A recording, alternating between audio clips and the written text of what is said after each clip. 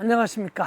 소야 낚시 김진우입니다. 이번 시간에는 구독자분들이 또 궁금해 하시는 게 이 소야가 어떤 원줄을 쓰고 또 어떤 목줄을 쓰고 어떤 바늘을 쓰는지를 또 아주 궁금해 하세요. 그래서 이번 시간에는 원줄, 목줄, 또 바늘 이렇게 좀 상세하게 좀 설명을 드리겠습니다. 저 같은 경우에는 카본 원줄은 레전드 프로 4호를 쓰고 있습니다. 카본줄. 또 세미줄도 똑같아요. 세미줄 같은 경우에는 F프렉스 4호. 저는 그 카본줄도 4호, 또 세미줄도 4호. 요 두 가지를 쓰고 있습니다. 근데 이제 요 F프렉스가 다 좋은데 그 세미줄이면서 좀 약간 좀 빳빳해요. 그래서 지금 또 한 가지를 또 개발을 하고 있습니다. 그거는 이제 차후에 이제 나오면 상세하게 설명을 드리겠고요. 이제 이 원줄을 두 가지 쓰는 이유는 카본줄 같은 경우에는 이제 그 수초가 많은 지역, 완봉돌 채비에 주로 많이 쓰고, 요 세미줄 같은 경우에는 제가 찌맞춤 할 때 유동 분할봉돌 채비 설명을 드렸습니다. 그 채비를 할 때는 요 세미줄을 쓰고 있습니다. 그리고 모노줄은 거의 쓰질 않아요. 왜? 좀 약하기도 약하고 또 물에 떠서 바람이 부는 날 같은 경우에는 낚시하기가 좀 힘듭니다. 그래서 많이 예민한 채비, 엄청 예민한 채비를 쓰시는 분들도 계시는데 저 같은 경우에는 모노줄은 쓰고 있질 않습니다. 제가 원줄을 카본하고 목줄하고 두 가지를 다르게 쓰는 이유가 있습니다. 자, 뭐냐? 카본 목줄은 무게가 있어요. 모노 목줄은 무게가 없어요. 그래서 물에 떠요. 가볍기는 한데 물에 뜨니까 어떤 현상이라요? 바람이 불면 바람을 많이 타요. 가지나 찌도 예민하게 맞췄는데 바람을 타면 찌가 움직이겠죠. 그래서 예민한 채비에 쓰는 게 이 세미예요. 세미줄은 무엇이냐? 카본줄하고 모노줄하고 중간이에요.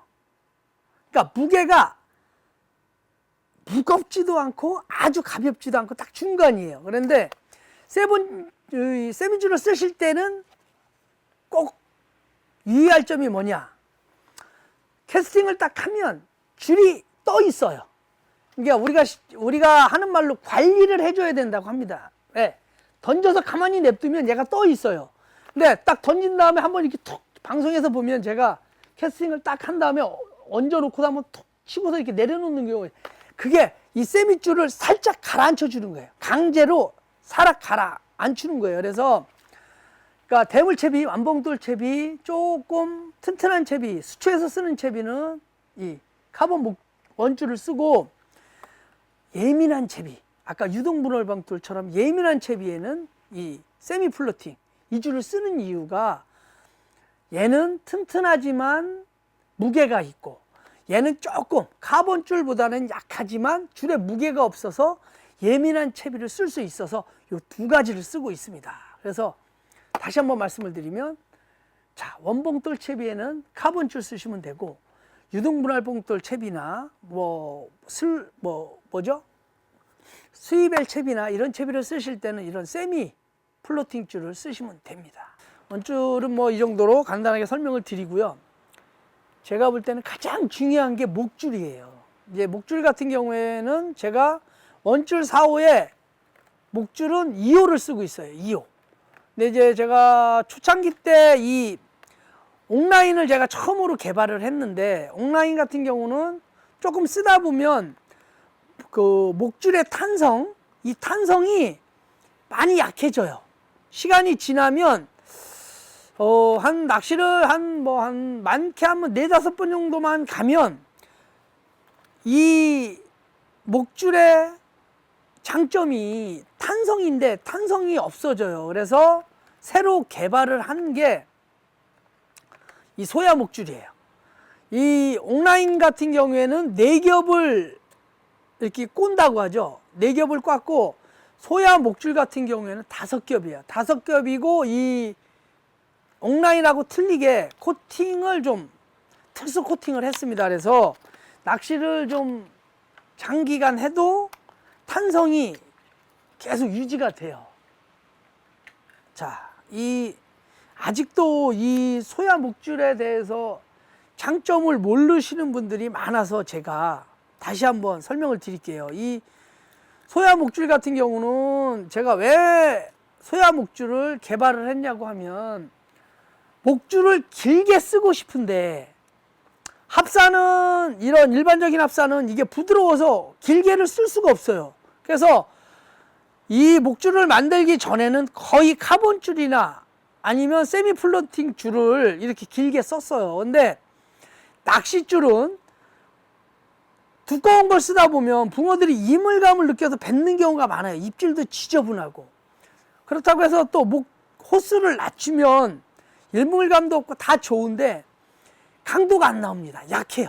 약해서 큰 붕어를 목줄이 터져서 놓치는 경우가 많아요. 야, 이거 튼튼하면서 좀 이 목줄의 탄성도 유지하는 줄이 없을까 해서 개발을 한 게 처음에 옥라인이고, 그 다음번에 야, 조금만 쓰면 너무 탄성이 없어져서 새로 개발을 한 게 이 소야 목줄입니다. 자, 소야 목줄. 자, 지금 이렇게 탄성이 서 있죠? 이거를 막 이렇게, 지금 보면 막 꼬여 있어요. 줄이. 여기 보시면 막 꼬여 있죠? 자, 보세요. 다시 한번 얘를 쫙 폈어요, 손으로. 그러면 탄성이 다시 그대로 살아납니다. 그대로. 다시. 그래서 저 같은 경우에는 목줄을 평균 20cm를 쓰고 있는데, 길게 쓸 경우에는 뭐 50cm도 쓰는 경우가 있습니다. 바닥에 만약에 뭐 말풀이 막 40cm, 50cm 올라왔다고 하면 그 말풀 길이보다 조금 더, 한 5에서 10cm 정도를 더 크게 쓰는 경우도 있습니다. 그래서 이게 소야 목줄의 장점이에요. 그래서 한번 써보시면 바닥이 지저분한 데도 입질 받기는 아주 유리합니다. 지금까지 이제 원줄 목줄에서 이제 설명을 드렸고, 이제 바늘 같은 경우에는 저는 이제 미끼에 따라 조금 틀리게 쓰는데요. 이제 옥수수나 떡밥 미끼를 쓸 때는 뱅에돔 6호, 뱅에돔 6호 바늘을 가장 즐겨 쓰고 있습니다. 뱅에돔 6호를 가장 즐겨 쓰게 있고요. 그 다음에 이제 생미끼를 쓸 때는 8호, 약간 큰 바늘 8호, 뱅에돔 8호. 요즘에 이걸 가장 많이 쓰고 있어요. 이 두 종류. 자, 옥수수, 떡밥은 뱅에돔 6호, 또 생미끼, 지렁이나 새우, 참붕어 이거에는 뱅에돔 8호 바늘. 요 두 바늘을 많이 써요. 요 전에는 진호 바늘 1호, 2호 또는 이제 생미끼는 3호, 3호 이렇게 많이 썼는데, 작년서부터는 이제 진호 바늘보다 뱅에돔 바늘을 좀 많이 쓰고 있습니다. 뱅에돔 바늘을 왜 많이 쓰느냐고 하면, 제가 볼 때는 진호 바늘보다 뱅에돔 바늘이 귀가 짧아요. 뭐냐? 붕어가 미끼를 흡입을 할 때 이물감을 덜 느끼는 거예요. 귀가 짧다는 것은, 이제 제가 이제 바늘을 좀 이따 이제 상세하게 보여드릴 텐데, 바늘이 전체 길이가 뱅에돔은 작고 진호 바늘은 약간 좀 길습니다. 그래서 떡밥이나 특히 옥수수 미끼 낚시하실 때는 뱅에돔이 좋은 것 같아요. 진호 바늘은 입 주변에서 입걸림이 많이 되고, 뱅에돔은 그 안쪽에서 많이 돼요. 그게 뭐냐? 이물감을 덜 느끼고 많이 삼킨다는 거예요. 그래서 주로 뱅에돔 바늘 6호, 8호를 많이 쓰고 있습니다. 자, 지금까지 이제 소야, 제가 쓰는 원줄, 카본, 세미 플로팅 설명을 드렸고요. 또 제가 쓰는 목줄, 소야 목줄에 대해서 설명을 드렸고, 또 바늘은 이제 뱅에돔 6호, 생미끼는 8호 이렇게 쓴다는 거 설명을 드렸습니다. 다음 시간에도 더 좋은 정보 갖고 다시 한번 찾아뵙겠습니다. 감사합니다.